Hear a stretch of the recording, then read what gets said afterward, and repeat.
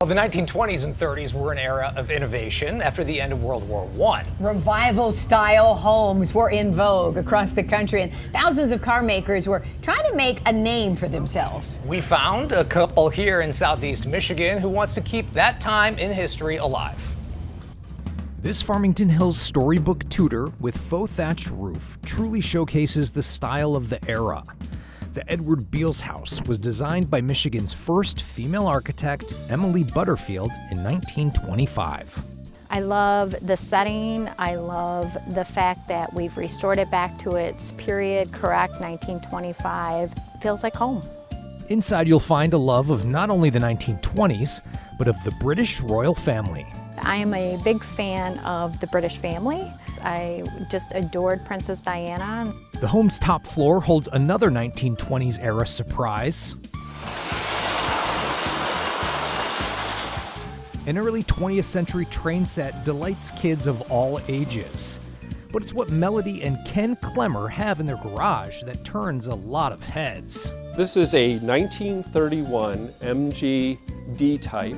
It was known as an occasional 4 because it had a 4-seat body. And you only wanted to put somebody back there occasionally because it's really tiny. They only made 250 of them and gave up and switched to a different model after that. It's such a rare car.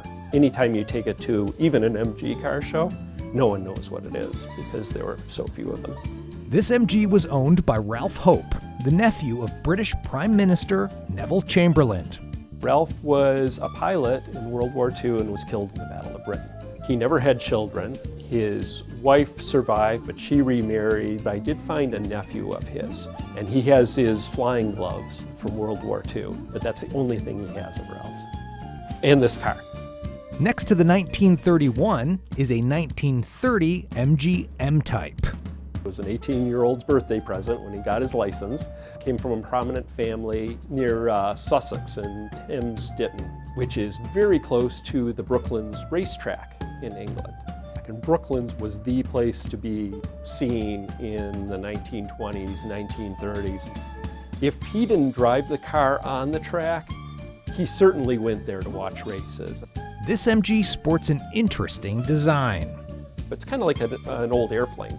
So it's a wood frame body, it's covered in fabric, it's very lightweight, it's very flexible, so as the chassis flexes, the body flexes, and it doesn't crack the paint and doesn't crack the joints on the body. It was super light. These cars are really underpowered. They're only 847 cc. It's been extensively restored on the body, although the running gear, the engine, the gearbox, everything is still original from 1930. It just looks a lot more pristine than it would have at the time.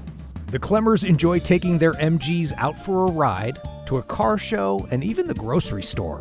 They're actually pretty capable cars. I mean, it'll go 60 miles an hour. Roads were terrible in the 1920s and 1930s, so they coped just fine with Michigan pothole roads. They're actually pretty pleasant to drive.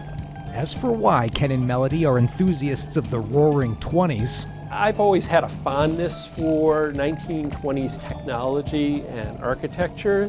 There's pretty much everything we have today that's modern, but it's kind of in its proto stage. Flapper dresses, Charleston's. I just think of just Downton Abbey. That's where my mind goes to. I guess I'm just an old soul. Old souls who believe a historical home, or toy trains, or cars are important to keep alive. We learn so much from the past. We'd really like to make sure that the history is preserved for the future. Now that is automotive history on steroids. Don't you just love it? I think that might be my favorite story of the bunch. A scene straight out of the past. Oh, yeah.